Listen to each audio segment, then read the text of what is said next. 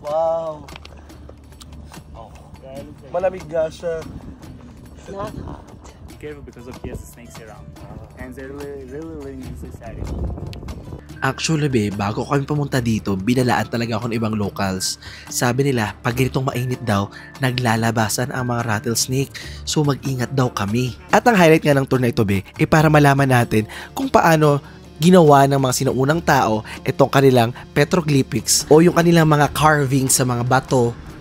AKA, ito yung social media nila. I have to fall apart to get to see you again.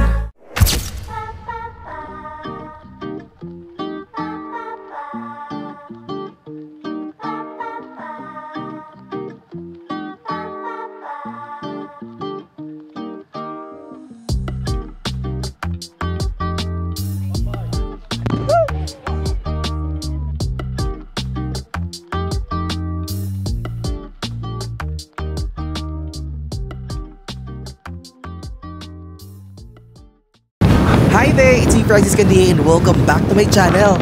Samahan nyo ako today dito sa Azerbaijan dahil bibisitahin natin ang mga kaibang spots dito. Kasama ko today ang ilan sa mga friends ko mula sa PGE or Philippine Global Explorers. Nako samahan nyo kami dahil mag-e-enjoy tayo sa tour natin ngayon.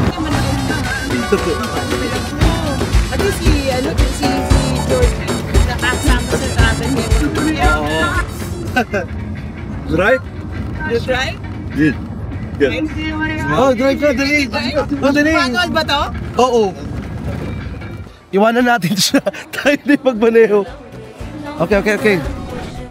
Hindi kalayuan sa Baku, Nasa 60 kilometers lang, bumiyahe kami papunta dito sa Gubustan para bisitahin ang world famous mud volcanoes at rock carvings. Nako alam nyo ba na dito sa Azerbaijan matatagpuan ang pinakamaraming mud volcano sa buong mundo? Almost 350 mula sa 700 na makikita sa buong planeta natin. Nandito At ang nakakatawa pa itong sinasakyan namin sa sakyan ngayon, isang post-Soviet car. Oo makikita mo naman, nakadisenyo pa to noong panahon ng USSR. At nakakatawa dahil pinahiram talaga ng driver namin sa amin. Ito, Diyos ko, siya kaya sigilin namin ang tour, diba? Video. Friend. Friend. Name? Dori. Dori. Okay. Roman. Roma. Nako, inalam pa talaga ng driver namin kung kaano-ano namin si Miss Dory. Tignan nyo guys, aaura pa. Diba? Para-paraan siya. Pinalipat niya talaga si Miss Dory para magmaneho. Para malipat ako sa likod at wala siyang kaagaw sa atensyon kay Miss Dory. I have to fall apart to get to see you again. You only have a heart when mine is bleeding. Some kind of friend. If I would win the lottery, you wouldn't be happy for me. Aray, water. Woo! Guys, we made it safely. Okay, we made it safely. Dito tayo guys. Guys, ang pogi ng tour guide namin. Kamukha niyo yung ex ko. Wow. Oh, this is the mud volcano. But be careful because we can't. You can look at Woo. this left, and you can look here. Like second, it's not so safety. A few weeks ago, I had a guest from India, and this man, he didn't listen to me. He stayed like here. His leg, it was dead, and he fell down. Oh my God. But it's not dangerous. Okay. Yeah, it's deep, but because of the pressure, you will not go down. It's like maximum you'll go for 1 meter. That's all. How deep is it? Like the same. Oh my God.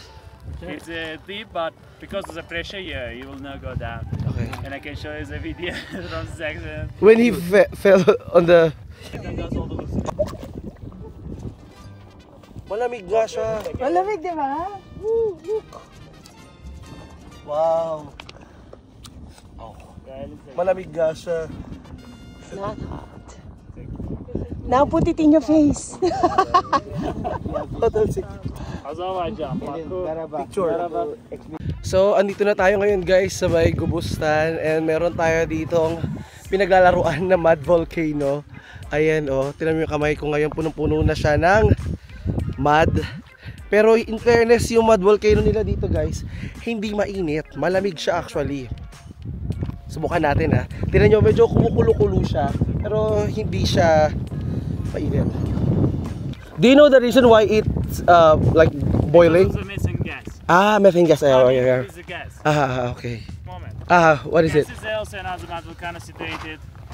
Which one? That one? Yeah, no, small one. Oh, You can see like here, near. Here. this one? No.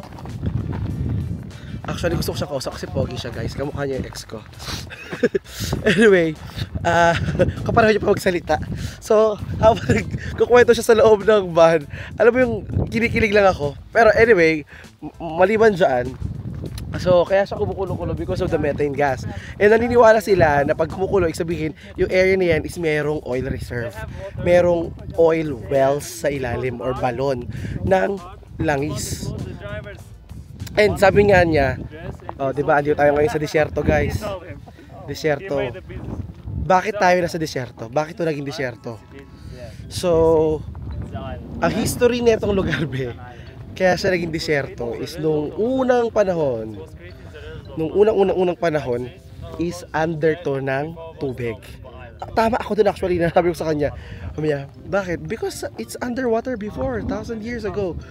And kung under siya ng tubig, ito ay nababad sa tubig alat. At yung tubig alat, yung ginagawa ng asin sa lupa, isinisira niya. Kaya nagiging buhangin na para pang disyerto dahil sa asin. Medyo magulo yung explanation ko pero you get the point. Kaya siya disyerto dahil sa tubig alat. Anyway. And you can see this island, do you see? That one. This island before it was created because of the mud volcano. Because there was no island. How old is it? Like 50, 100? It's like a few hundred years, no exact time.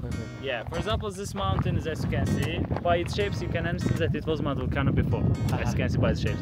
This one, it was like a few thousand years ago. But this one, like it's a period of a few hundred years. And when it will dry, it will become as just normal mountain, as you can see like this here. So what is the difference between this kind of mountain and the pure sand? Like you can find the difference by its waves, by its shape. Okay. Like by forming canals, like the waves, and it's look like a how to explain it? Like the different lines. Yeah, the you can find us. It's like look at the mud. It came, it was dried, and it became, I say, like normal mountain. And there's this island that you can see. It was created as a result of the mud volcano. Before there was no island, but the mud it was coming, it was increasing, and now it became an island. And here also, as you can see, there's a lot of oil wells inside of the catchment sea. Do you see? Oil wells. Silver lining in the clouds. I got it. O etabe, pupunta naman tayo ngayon sa isang UNESCO World Heritage dito ba sa Azerbaijan. Alam nyo ba be na dito sa Azerbaijan, makikita rin yung mga carvings o petroglyphs na ginawa ng mga sinuunang tao 1,000 years ago. Kumbaga noong unang panahon, wala pa silang social media, dito na sila nagpa-post ng kanilang mga selfie o ng mga status update nila. Mula sa hashtag hunting with the boys to dancing with the girls, ito ang ginagawa nila noon. Actually be, itong Gumbustan, kilala sila dahil dun sa kanilang mga hieroglyphics sa loob ng, hindi ko alam kung, basta meron silang mga ukit-ukit. Ito yung interactive museum nila. Pinapakita, nagito raw yung paraan ng pamumuhay nila dati. Pero sabi nila, parang impossible naman. Pag ganyan, nilipad na agad yan. Ay, grabe guys, kasi wala pa ng tour. Pero pawis na agad ako. Sa ilalim nito, pawis talaga ako. Whew! Ay. Pinakagusto kong part dito guys is yung tour guide na laging kausap ko siya dahil ewan ko, gumaganda yung mood ko pag ganito yung mga tour guide. Oo, yung natatakpan lang ng shades ko talaga yung kilig ko.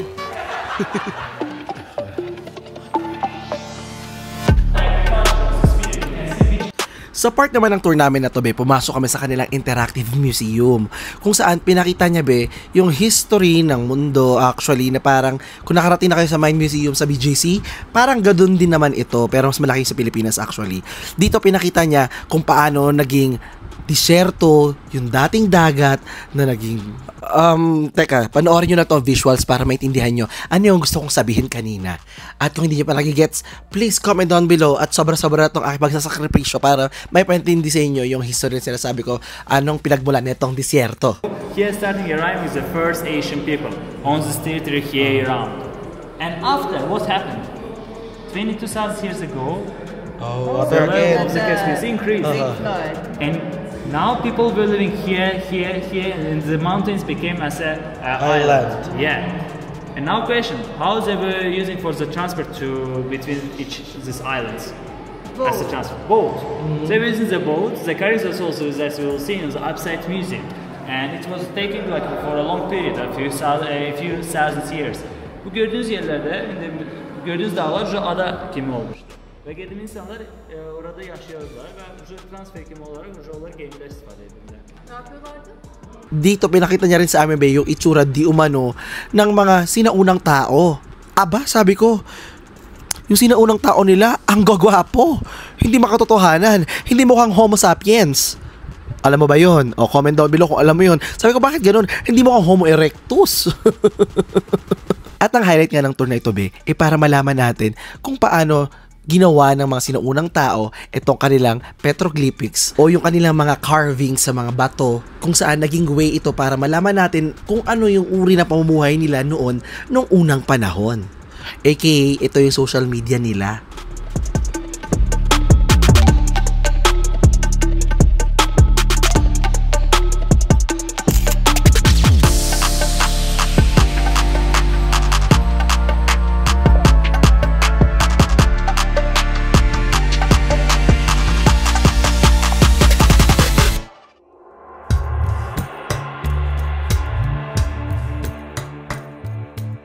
Actually, be, bago kami pumunta dito, binalaan talaga ako ng ibang locals. Sabi nila, pag ganitong mainit daw, naglalabasan ang mga rattlesnake. So, mag-ingat daw kami.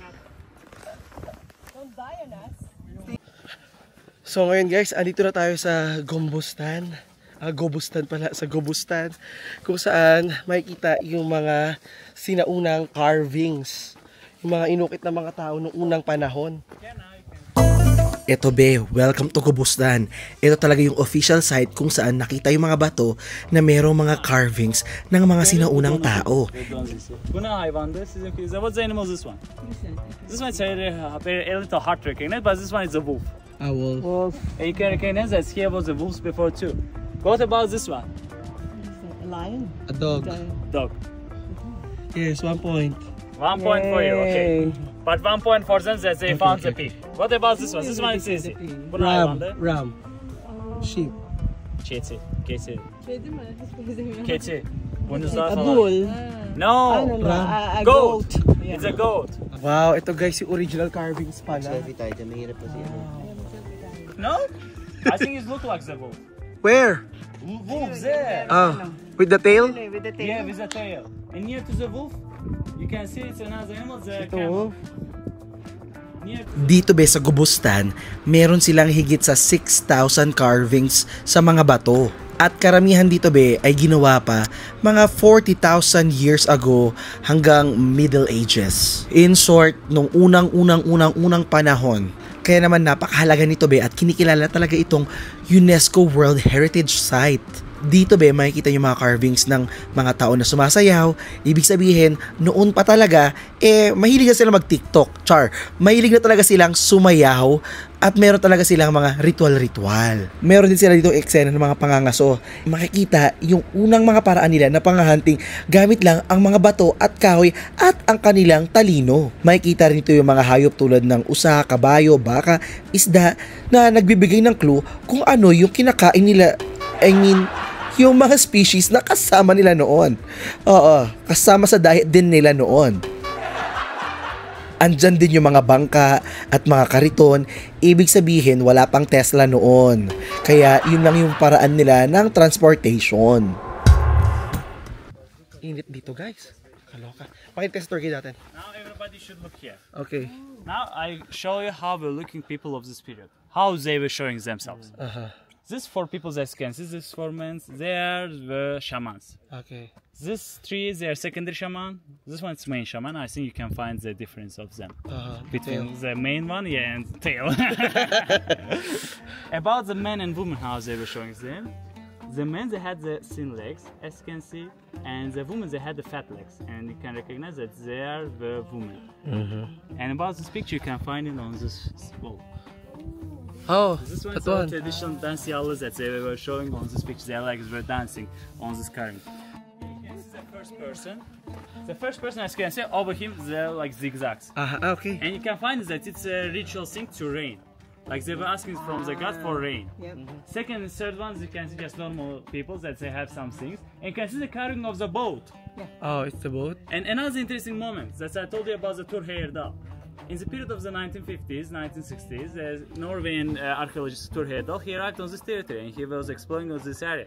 And he found this carving of the boats, and he found that these carvings are exactly the same as the Scandinavian carvings of the boats. And after he finds the final decision that Vikings, they arrived on this territory. From the territory, like they came how? By Volga River from Russia, they arrived on the territory of Caspian Sea, and they arrived to this territory of Gobustan. And from them we got the culture of making the boats from the Scandinavian. Even some people, they were telling like me, Azerbaijan people, they're a little Scandinavian, but it's a fake. They just arrived on this territory, Vikings. They gave us like this kind of the architectural things, and after they left this territory. And now here you can see another kind of the animal.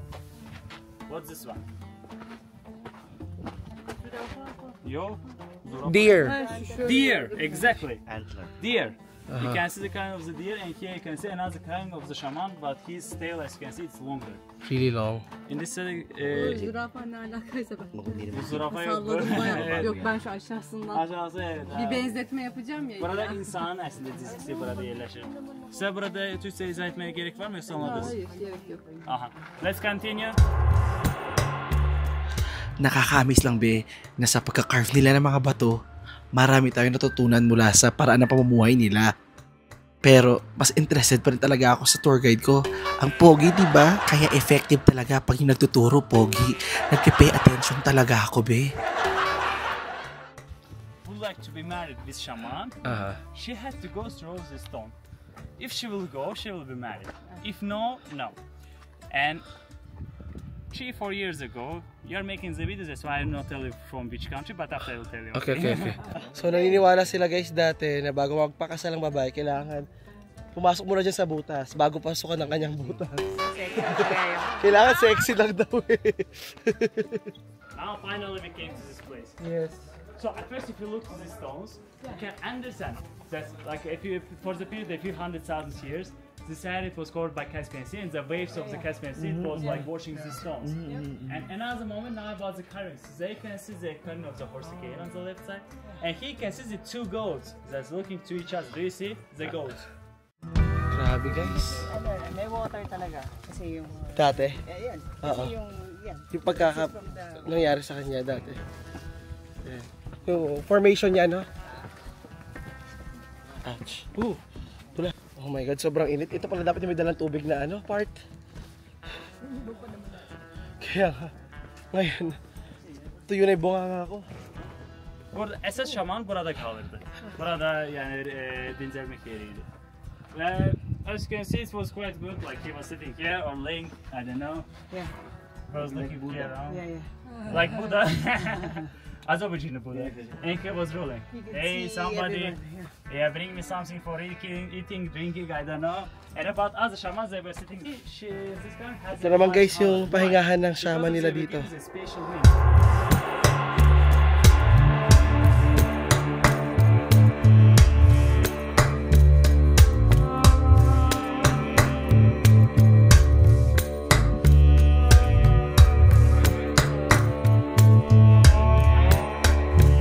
Like divided stone on the left side down. You can see the carving of the persons that you were using this arrow right there. And there in the big stone, in the middle, you can see the 10 persons, like five persons. Do you see? Yes. This one's about the ritual. Okay, Gördünüz? Tiger, Domuza pig, kovalanması. ay baboy. And our people, they also were eating the pig meat too. And once I had a guest from Malaysia, I was talking like our people, they were hunting on the peaks too. And she started looking at me strange. I like asked, okay, but what's happening? And she told me like, but you are Muslim. And I told her like, some religion was created in the 7th century. This one was happened 40,000 years ago. On these people, they even didn't care about the religion. The only one thing that they were care about is only about the lunch, like only for Survival. Yeah, for survival. It's the sin of the fighting of the two bulls. And about the killing of the horse, you can find that the killing of the horse it's fresh. You can understand it's the sin of the hunting of the people on the bull. And you can see they were standing like that to make scare the bull. Did you understand? The bull? Yeah, the bull and two people. And as you can see, the people, they try to make scare the bull. To get them to high place and to kill. As I showed you.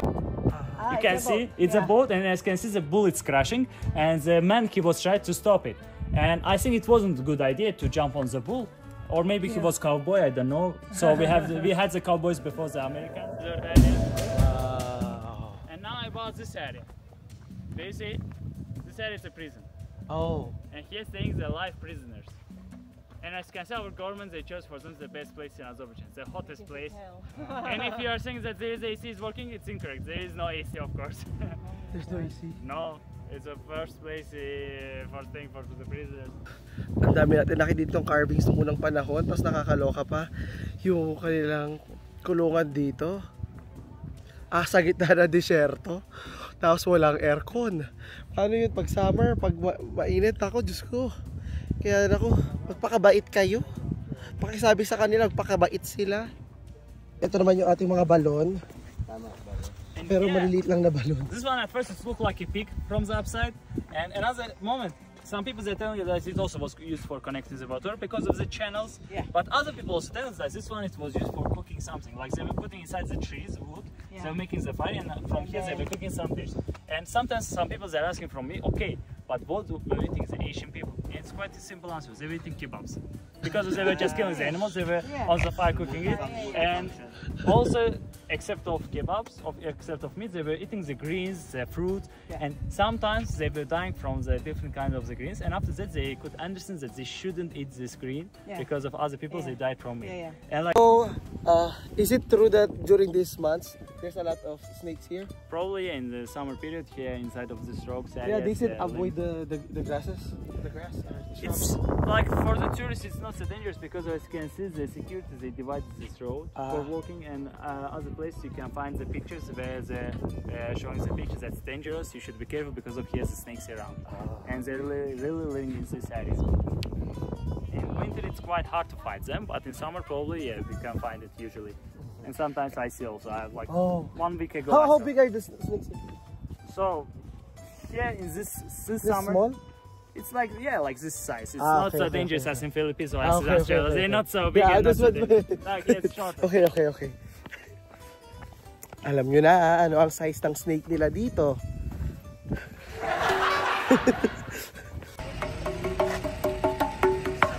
Galing naman ng baby ko.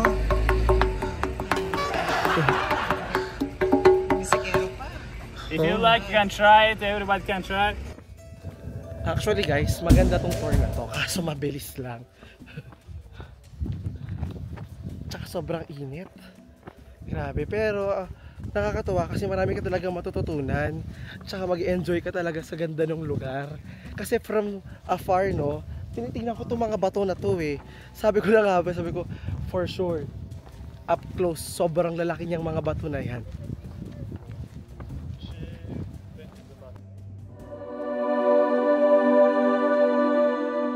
Ito naman be ang makasaysayang Bibi Heibat Mosque dito be sa Baku. Itinayo pa to be noong 13th century pero sinubukang wasakin noong 1936 ng Soviet rule dahil sa kanilang anti-religion campaign. Pero sa pagbagsak ng USSR ay ang pagbangon naman ng mosque at ngayon ay isang pinakamagandang religious landmarks dito.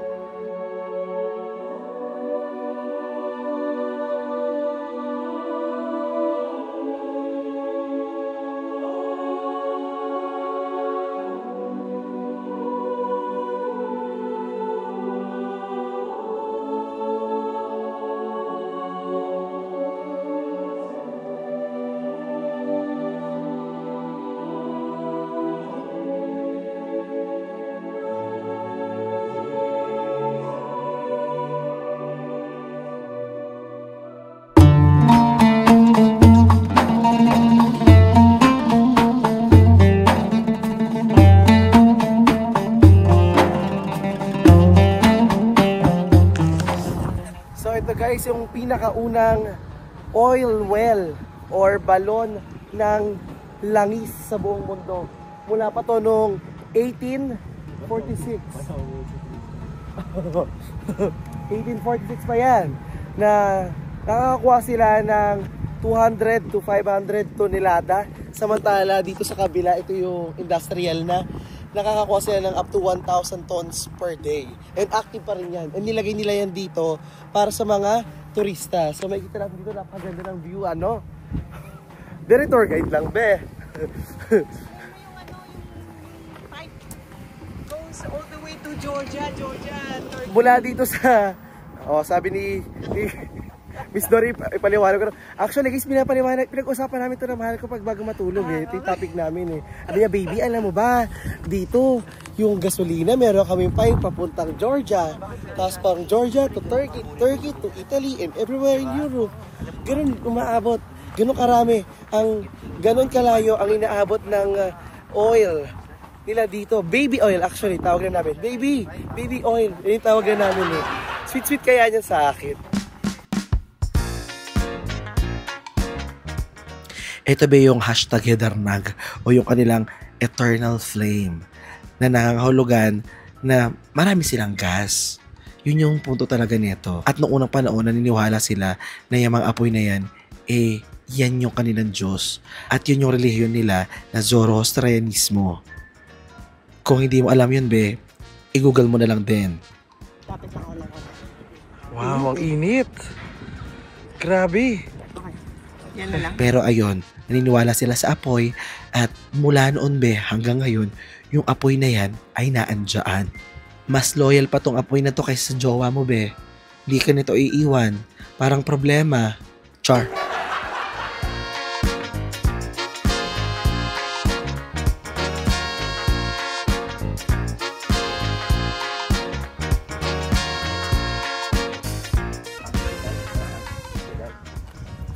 Andito na tayo guys sa Fire Temple. Ito na yan guys. Welcome to the Fire Temple. Yeah, Oh. check that. Hercules. The cave. Okay. It's the best place for barbecue. Yes. I don't know what's the popular dish in Philippines. Adobo. Adobo. We are cooking adobo today here. Video. So at first, what you can feel here is the smell. Do you feel? Yes. In fire mountains there was no smell. Why? Because of here coming not natural fire, it's provided by pipes. But in fire mountains, still today they are coming the natural fire. And about this area, so about this complex, this fire temple, it was created in the period of middle centuries. It will take like around 15, 16, 17 centuries. And the first they created this room. It was a place for praying.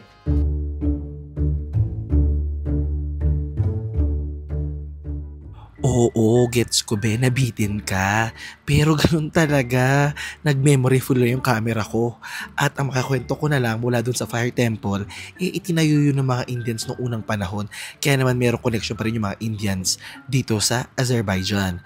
At sa pagtatapos ka ng ating video, paalala ko be na ang Azer means ay apoy. Kaya Azerbaijan is the land of the fire.